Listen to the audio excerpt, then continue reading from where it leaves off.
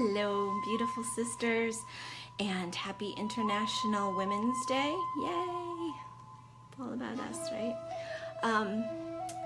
I am glad to be here with you all today. This is Suzette Winona Summers, also known as Susie Hawkfire, and I wanted to come on, and what do you think of this music?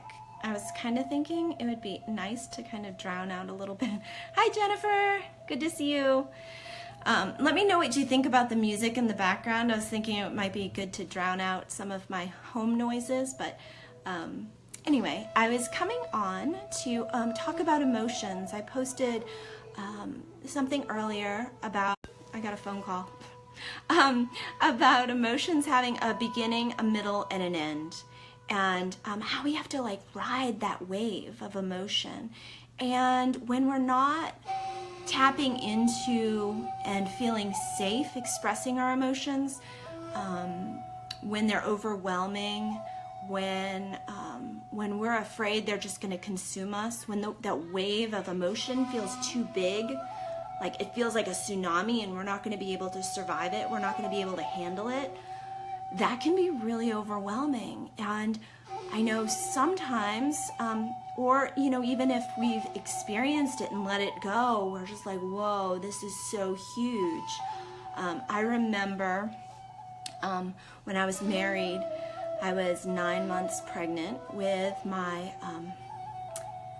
my third child with my husband, and I found out that he was cheating on me. And I don't remember exactly how old I was, but I was in my 30s, I think, and the woman he was cheating on was like 19. He was cheating with a 19-year-old, and I remember,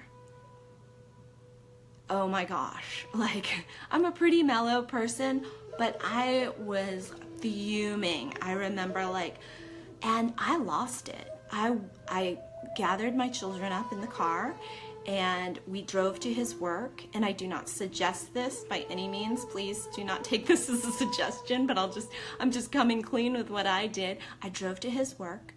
He was a server at a very nice restaurant. I walked right up to the table he was waiting on, and I just stood there with my arms crossed and my big belly, and I was like, really? And he knew something was up because I was fuming. I had all those pregnancy hormones going, and I was mad because, yes, he cheated on me, but I was also mad because I had confronted him before, and he had convinced me that I was crazy and jealous, and I believed him. And so I was super angry because I felt like he was gaslighting me. And so I was furious. I was so mad, and long story short, I created a huge scene, and I was just fuming. So that emotion was huge. And afterwards, we started going to counseling, and I remember I was sad. I was brokenhearted. I was upset, and it was reasonable. And I remember going to a counselor because I was crying so much and I was really upset.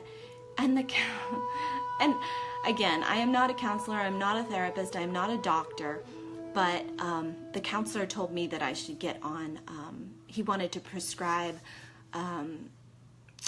antidepressants for me. And I was so furious because I was like, I have a right to be angry. I have a right to be sad. I have a right to cry. I don't want to be numbed out. I need to move through this experience. And again, that was my experience. Hi, Belinda. Good to see you. That was my experience. That was my choice. I'm not saying that's the path for everybody or everyone should take it, but that was what I chose to do. I chose to ride through those waves, and not easy, but ideal, but that's, hold on just a minute. I need you to please be patient with me. Sorry, my daughter was interrupting. But so those are the waves that I chose to ride. But I remember being at some of those places, and wise women in my environment would remind me that emotions have a beginning, a middle, and an end. And when you're in the middle, it's hard stuff, but they don't last forever. They rise, they come up, you experience them, and it can be intense, and then they come down. And emotions can be really valuable to us. They can help us process information.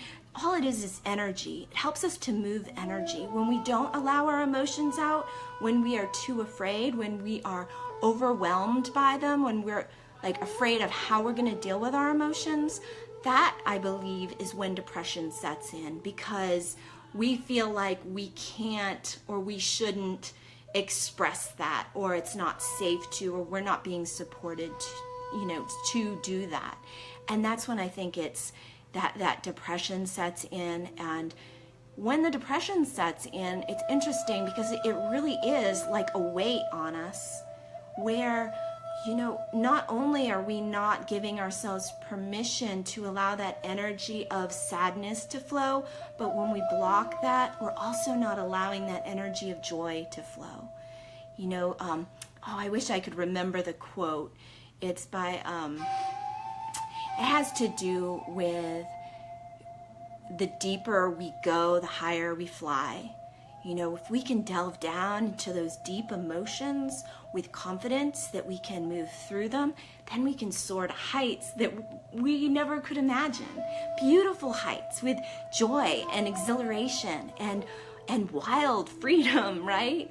But if we are holding ourselves back from really delving into that intensity and allowing our tears to flow and allowing our energy to move, whatever that is. Sometimes we're angry, and anger is a powerful, powerful energy. We just need to know how to channel it in the right way. So yeah, I think that when we allow our emotions to be our allies and to be our servants to us, to serve us, to move energy, they are beautiful and wonderful.